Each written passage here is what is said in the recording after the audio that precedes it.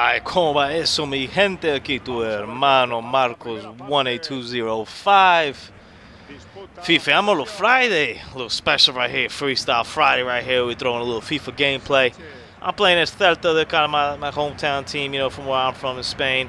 They're having a decent season in the middle of the table, nothing too crazy. Luis Enrique's doing a good job over there. And in FIFA terms, they don't really have that good of a team. And I haven't played a FIFA game in a long time, so I'm a little bit rusty on them. But this is a great game. I've been thoroughly satisfied. And, they got a lot of negative remarks when I was speaking about FIFA 14. A lot of people didn't like it, but I've been thoroughly enjoying it over here. This, I think, is a nail-biter kind of game. Elche, I can't remember if it's Elche or Granada that recently Barcelona, when they started this whole spiral down when they lost the Copa del Rey and all that, at the Champions League and all that stuff. But I think it was Elche. So they're actually I'm not going to say that they're a great team in real life, but they're a decent squad in real life, and they're doing real well over here in the season. They're definitely a top 10 squad. Easily. I think it might be like top 5 or 6. I was actually kind of surprised how high they were up on the table. I'm in first, I believe. First or second. Not really sure exactly, in this video how much I've actually played. But I'm up there in first or second. What I'm doing real bad is in the European competitions. Fiorentina smacked me a day. They just demolished me. They got a good team, man. They got a good team in real life, and they got a good team in this damn video game. And then I also lost the game to some random person who I've never even heard of that team. One of these strange-ass Eastern European teams. So I'm down over there. And actually, I tied against them. So I got 1 point, and I'm down at the bottom of the table. I really kind of have to win out everything else. And it's difficult, with these small squads, so you kind of have to balance out, the playing time between everybody. And I'll tell you who's an expert at balancing out playing time, and that's my man Simeone. Woo! But we'll get about that. We'll actually talk a little bit about soccer in this game. Games that came out this week, man, that Child of Light game, that RPG game, that's kind of the main one that got like a 9.7 on IGN. I watched a couple of videos of a couple of video reviews on it to get it a little bit.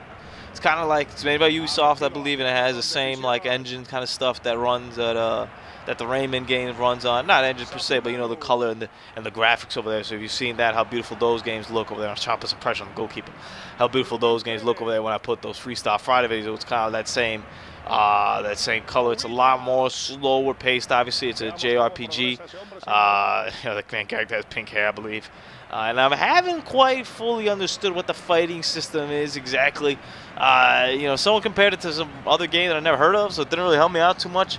What I do kind of understand is kind of like those original Final Fantasies where you had the bar that loads up and then you get to attack, but you could also mess with other people's bars as well. It seems really cool. I think it retails at $60. I haven't really even checked the price yet, to tell you the truth.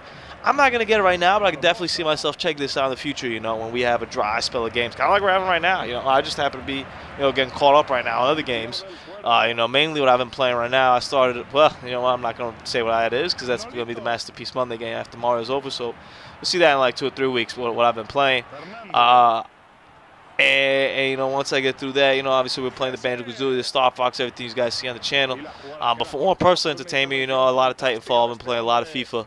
When I get a chance to, and I got Tap into Skyrim right here. I got Skyrim and we're on deck, and I'm a dabble in that. I don't want to dedicate my whole life to it though. That's the only thing, but definitely gonna try it out and see what we got over there.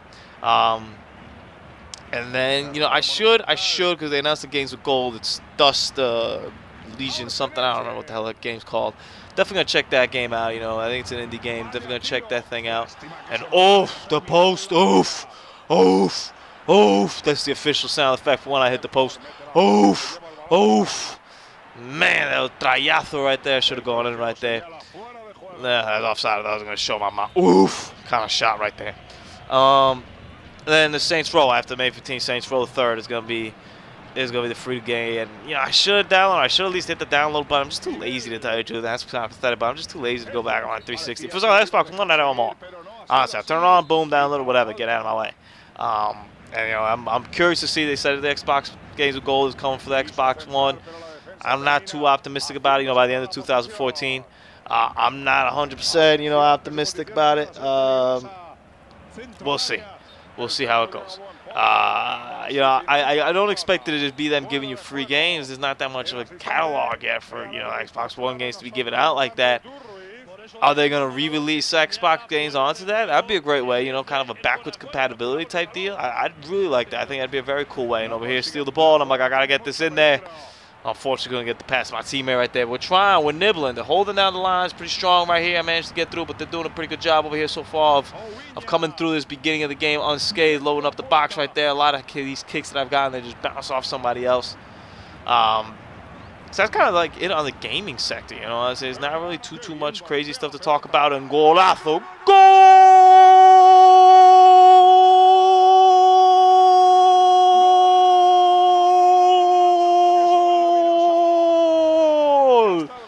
Tremendo golazo ahí, opened up from the side. I think that's my boy Rafinha.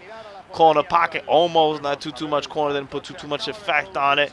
You give me that little empty space right there. Goalie didn't step up until it was over. And there we go, baby. 1-0. Home team. I believe I'm home. Hopefully I'm home. Yeah, by the crowd excitement, we hope it's home. That's kind of on the goal. Obviously, they'll cover those Atari games. Actually, the ET games, you know, the Xbox did, and the Xbox TV, which I mentioned a little bit on Wednesday's video. If you didn't check that out, make sure you blow some pretty cool Titanfall footage. Yeah, I think that's cool that they did that. And really, don't really have no idea why they did it, but I don't know what. But it's cool to prove that urban legend. I actually got my boy Jay a copy of ET for his birthday. He has a decoration on his desk. There ain't really much else you can do about it. I told him to go buy a 2900, dude, or a 7200, or a 55,000K 100, or something to play it on.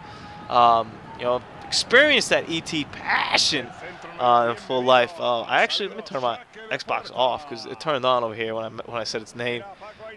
This thing is sometimes it's so sensitive. It did it on I think on Wednesday's video too, where it just turns on its own. But hey, rather have that than any other big issues in life. Talking a little about soccer, man. It was a big week in soccer, dude. And just to give you guys some of my thoughts and whatnot of what transpired this week. Obviously, I'm a Real Madrid fan, so I'm ecstatic. In my wildest dreams, I couldn't believe it would have happened in Bayern, you know.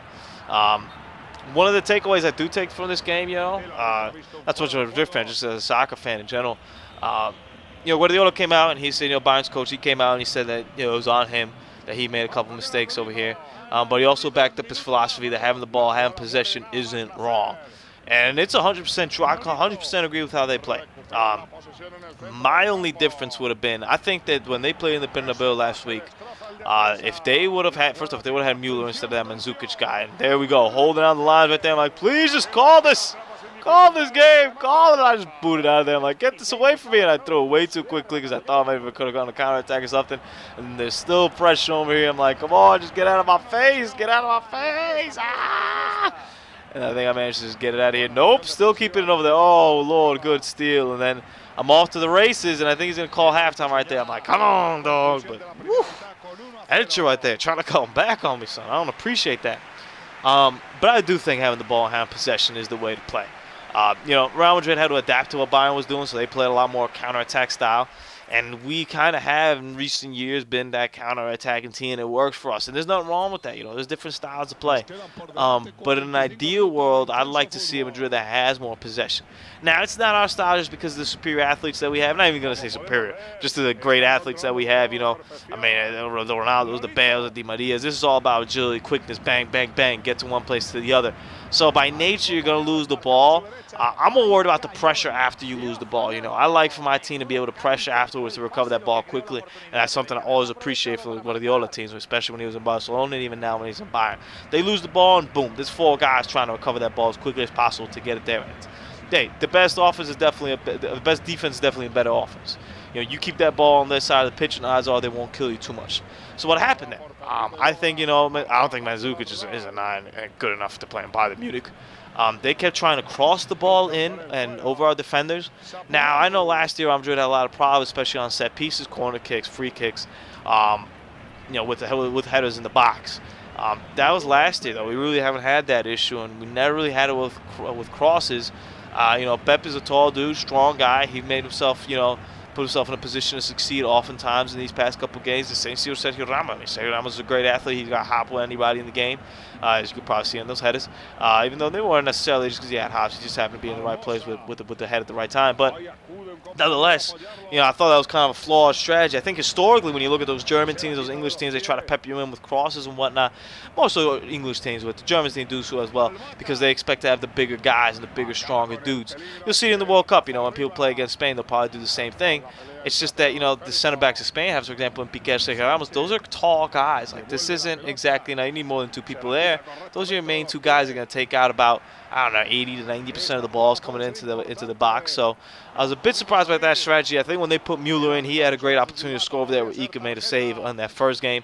And I thought that if Mueller had started that game, they would have done a lot better over there. Maybe not have the true 9 per se, but just have somebody who's able to put the ball in the back of the net. I mean, Zukic, to me, I don't watch too much Bundesliga this year because Bayern kind of ran away with this. I never watched it too much.